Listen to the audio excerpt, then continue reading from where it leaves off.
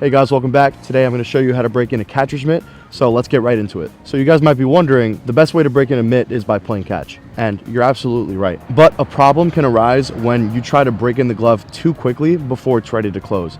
And what I mean by that is, many mitts come really stiff. So if you get it out of the box or from the store and you try to squeeze it before it's ready to close, it can really deform the glove and decrease the size of the pocket, make the ball pop out, all that kind of stuff.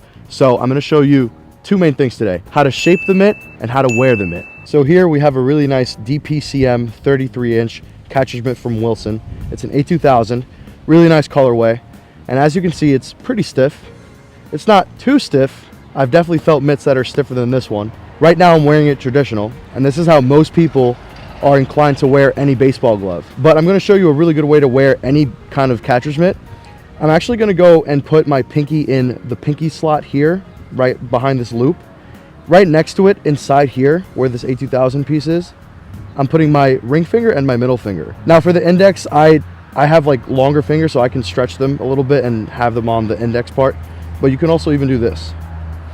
And what that creates is a much deeper pocket and more leverage on the close of the mitt, right? So if I'm here, my hinge is more on this side, and this is where you have a problem where the mitt's breaking like this, and that's no good. You don't want that. But if you go one in the pinky, two in the ring, and then one finger either here or here, your leverage is more on this back side of the mitt, and it closes much more even.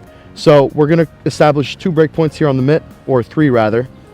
One here on the back side, one here on the thumb, and just a general break-in of this back side here that translates to the pocket side right here. So you're only going to need a couple things. I put a towel down here. If you have a break-in pad, that's even better. Mallet, baseball, and if you don't have a mallet, a 5 to 7 pound weight works just fine. So the first step, I'm going to break in the back side of the mitt so that I have a much more boxy shape like this right here. So all I'm going to do is push down on the mitt and fold it kind of on the back hinge here. Fold it down, push down. Make sure you're pushing down when you do that. Take my mallet or my weight and just pound away there at that hinge.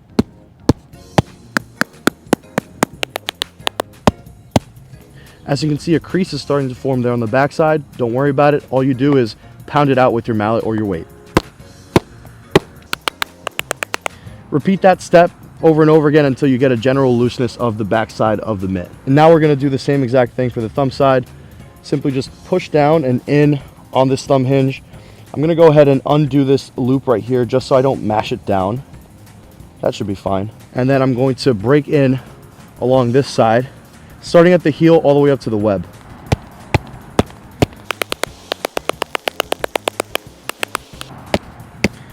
I'll even include the top of the web here just to get some break in here on the edge. Now the final step is breaking in the back portion here and the pocket side. So what I like to do actually on a lot of catcher's mitts is push down on the back. And as crazy as that looks, it looks like I'm pancaking the mitt.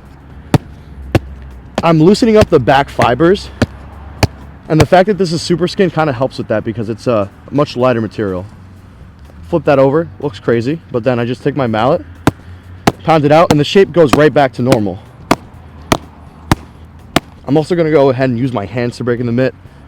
I'll go like this to it on the heel. I'll put it on my hand. This is really, really important. And I'll just push down on the pro toe. Most glove brands call that a toe for some reason, not sure why, but you push down on that like this. Try and get a better angle here, like that. Use my thumb and my hand, just use my hand to shape the mitt just like that, and already it's breaking in really well. I'll even do this. I'll pinch the back like that while I close it, and I'll even do this. It's kind of like catch.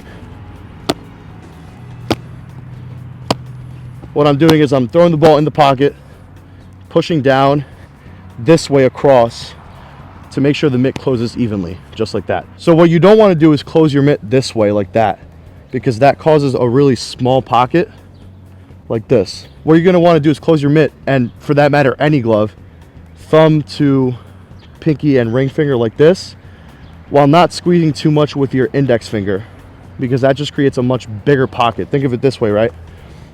When you catch a baseball, you're not catching it this way, you're catching it this way, because that's where the pocket of your glove is. So that doesn't only apply to mitts, It also applies to any kind of baseball glove. Just some food for thought. So now the final step of breaking in any glove is playing catch. I have it here, 2 in the ring, 1 in the pinky. You don't have to wear your mitt like that, but I definitely recommend it. Plenty of catchers do that. So let's let it rip.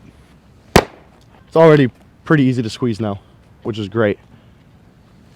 Yep. Also sounds great. Not sure how much the mics are picking it up, but there's really good echo at this park. Yeah. Nice.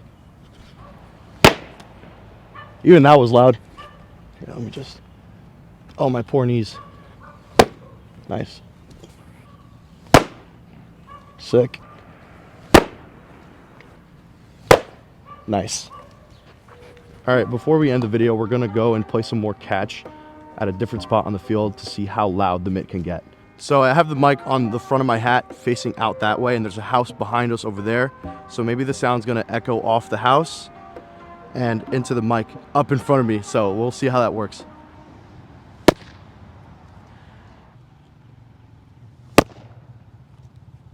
That actually sounds so sick. I hope the mics pick that up. Wow. Nope, I didn't catch it right. I scraped it on the back of the mitt. Gotta get it right in the pocket.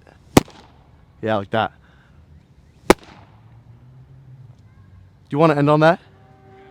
That was sick. Here's another look at this really cool A2000. Broke it in pretty decently. I'd say it's catch ready. Maybe a couple bullpen sessions and it'll be ready for a game. We have a large selection of catcher's mitts here at Charlie Rose, so if you want a mitt just like this one, be sure to visit us in store. All right, guys, if you enjoyed that video, please make sure to like and subscribe. Be sure to visit SanDiegoBaseballSupply.com or visit us in store at Charlie Rose San Diego. Thanks for watching, guys.